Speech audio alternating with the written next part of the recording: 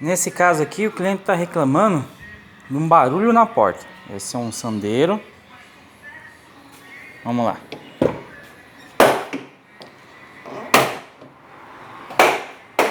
Aí, barulho horrível, né?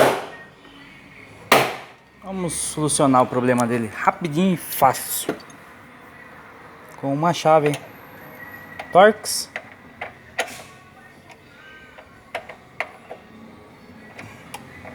Meio pesado o parafuso, mas é só apertar bem.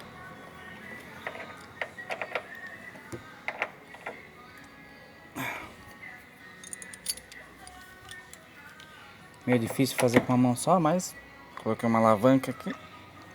Aí, vamos lá.